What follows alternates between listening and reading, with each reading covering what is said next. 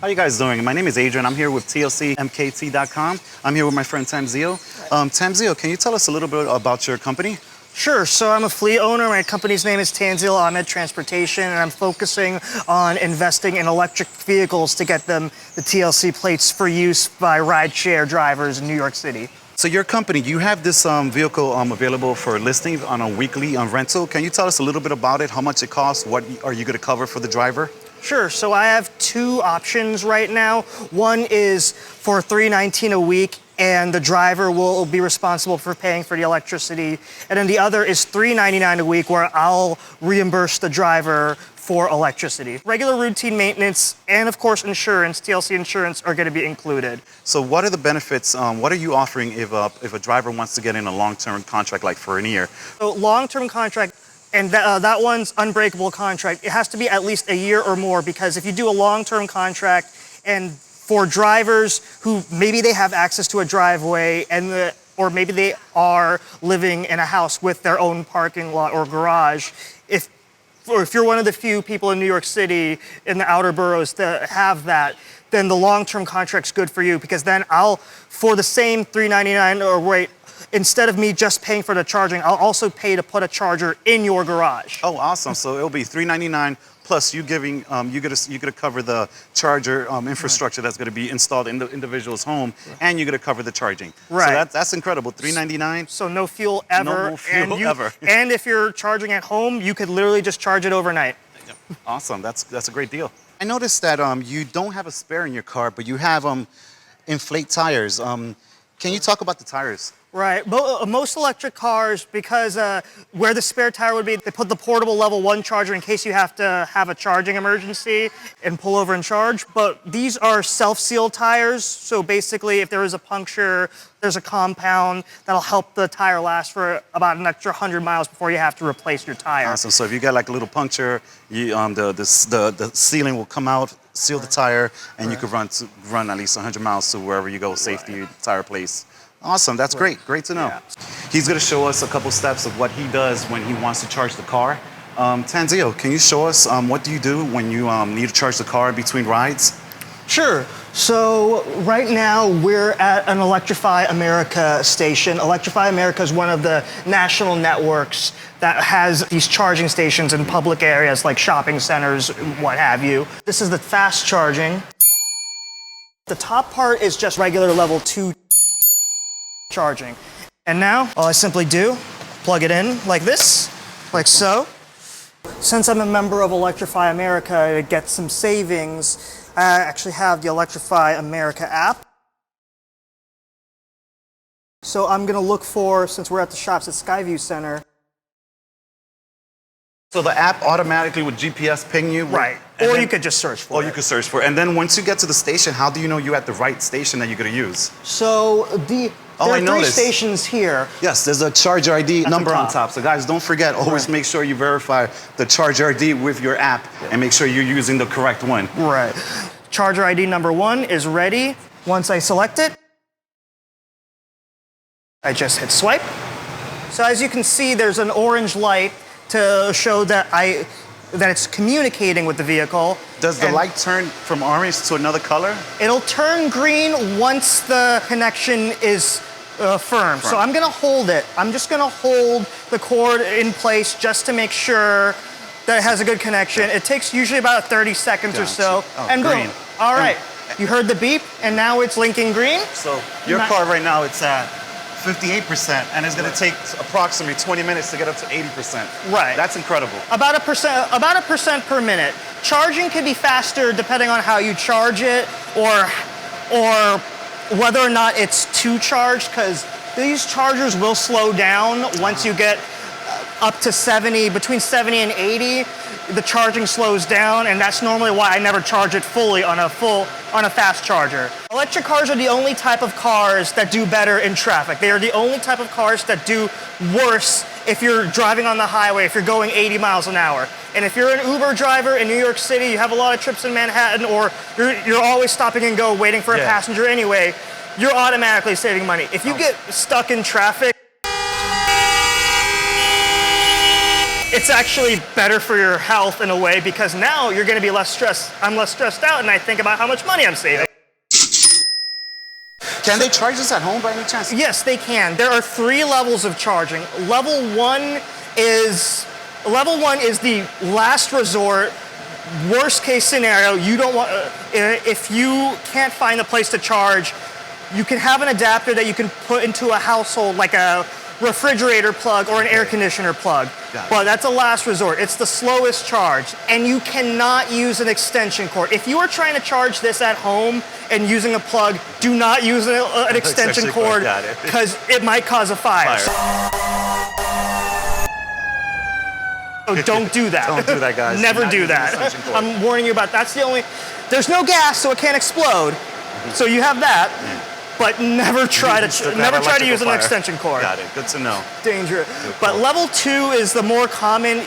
People who have a level 2 wall charger in their garage, they use that all the time. Okay. Level 2 does it at about 6 kilowatts. Okay. So since this has a 60 kilowatt hour battery, level 2, depending on how much you're charging, you can get a good charge in 8 to 10 hours. Oh, cool. Usually for overnight. Gotcha. But unfortunately, since New York City, a lot of us don't have houses, you have to use level 3. And these level 3 chargers, they're starting to pop up all over the country. So right now, we've been charging for about a few minutes, and we have 13 minutes left, and we are ready at... Right. So 7 minutes went by, and it delivered 4 kilowatt hours. 4 kilowatts within 7 minutes. Right. A Chevy Bolt can take up to 50 kilowatts, but it's not going to always take the full 50, just as a safety measure. If you charge too fast, you don't want to overload the battery and degrade the battery. And that's also why I try to stop at around 80%, because I don't want to kill the battery. I want the battery to last, because the best thing about electric cars is that the only part I have to worry about is the battery. The main battery, the battery that powers the motor. It also has a standard 12-volt battery. Okay. So this car comes with 2 batteries. One big that controls the operation of the vehicle, like the horsepower, the propulsion. Right. And then a secondary battery that's 12 volts, and that controls the functions like your light, your headlights, and stuff like that. Right. That's the one that you could jump. You cannot jump the big battery. Once again, you don't want to mess this up, because the battery is the only moving parts you really have to worry about. Gotcha. I've had this car for about a year, and I've spent a total of $0 on maintenance so far. Yeah, tell us about maintenance. No oil, no tuning belt. If you look under the hood, there's only about 9 parts. Gotcha. About 3 of those parts are just washer fluid or battery coolant or brake fluid. And then another part is a fuse box for the other things. For all the electrical stuff. I'll never have to do an oil change. And if there's no gas engine, there's no engine air filter to worry about. Exactly. Oh, wow. And then just a lot of other things. If you don't have oil, then that means the rest of your parts are going to be clean. Like they're going to be physically clean. Nothing gets dirty. Yeah, it can't get gunky or anything like that. I mean, oil. It's sludge from the ground. It's dirty. They can clean it up as much as they want, but it was originally sludge from the ground. The technology keeps improving every single year. There's nowhere to go but up. There's so many advantages now that there weren't 20 years ago, when electric cars were notorious for maybe only have 50 miles of range. Well, I can get 238 miles of range if I charge it all the way. And if I'm smart about my driving, if you don't use the air condition too much, and if you are, let's say, in stop and go traffic for 12 hours, I could, in theory, get even more miles than 238. I want people to get used to driving electric, because it's going to be the future. These are going to take over New York City eventually. Yes. I'm calling it right now.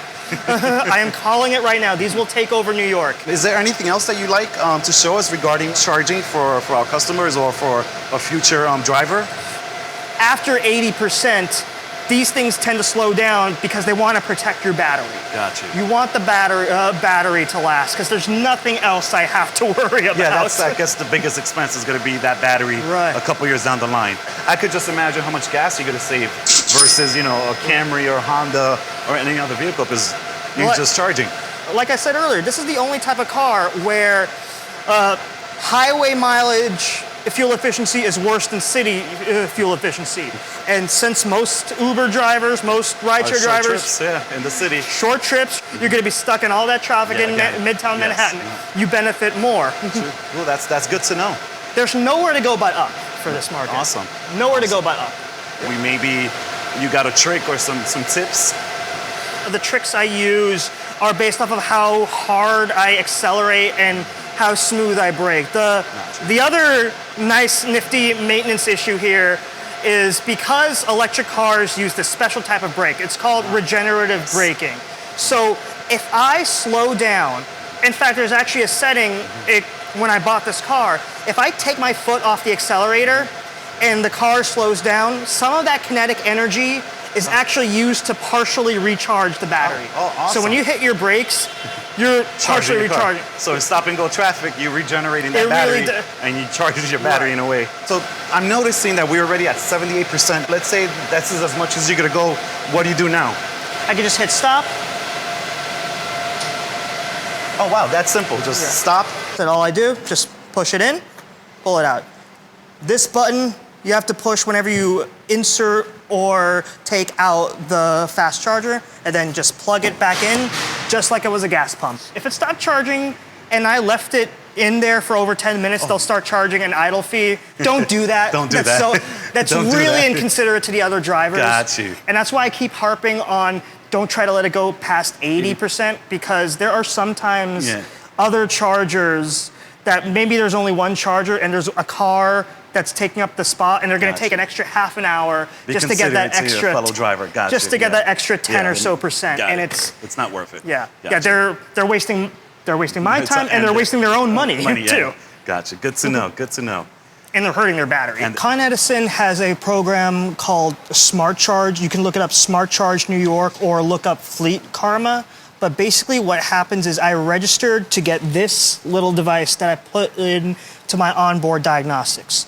So anytime I charge the card, this device is going to collect data of where I'm charging, what time I'm charging, how much energy I'm consuming, send it over to Con Edison. The reason why you should have this is because if you're a part of the Smart Charge Rewards program, I'm automatically getting $5 a month as a benefit.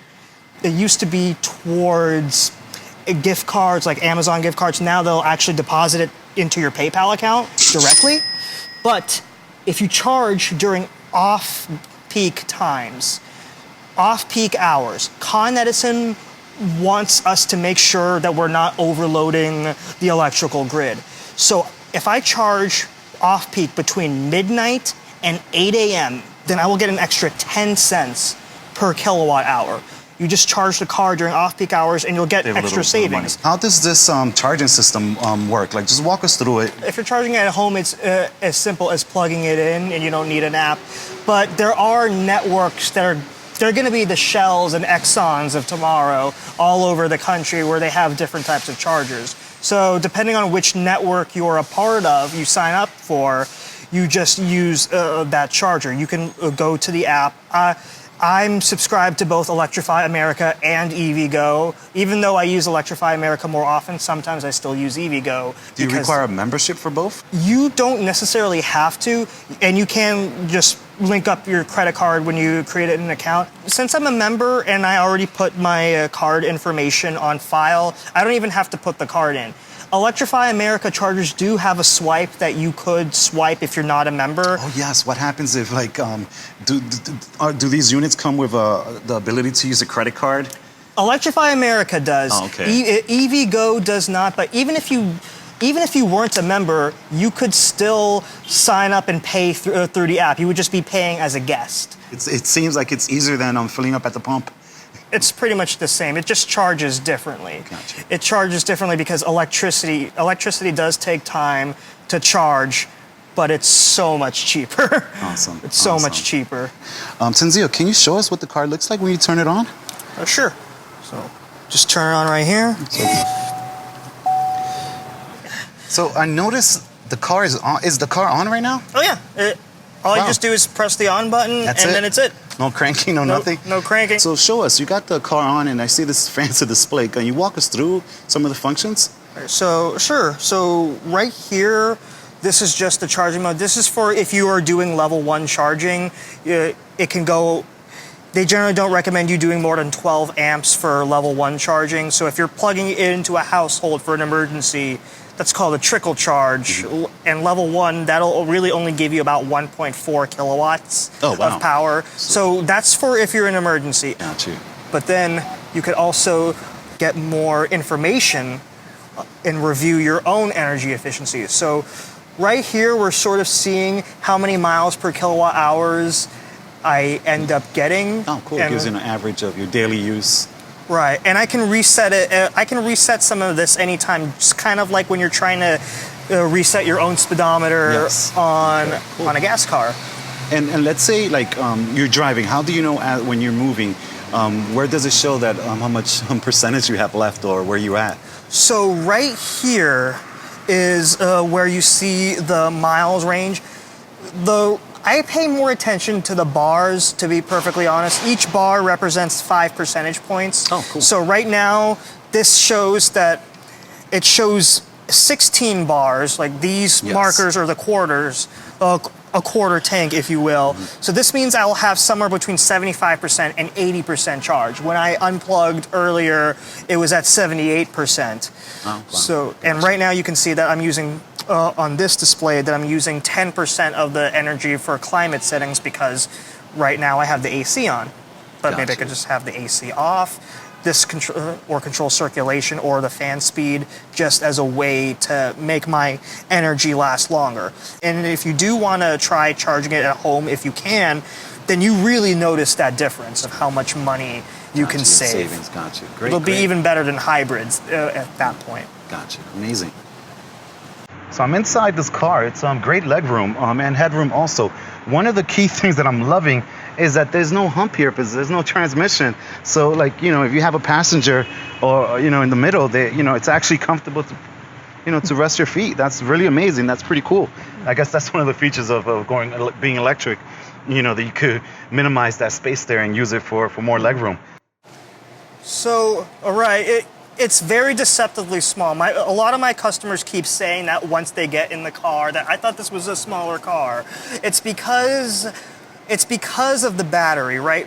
Gas engines, they protrude more, they stick out more, so they're going to take up more length of the car. So the overall car is a bit shorter in length compared to, let's say, a Hyundai Sonata. Even though the body is a mid-sized body, the body can be the same size, but because the engine, the battery is smaller than an internal combustion engine, the car can still be shorter, and that's why it's very deceptive. You'll have the body, you'll have the engine that sticks out 2 or 3 feet, and then you'll have a trunk that also sticks out, whereas this one, since it's more of a mid-size and it's a bit of a hatchback, the trunk doesn't need as much length. It's more cubic.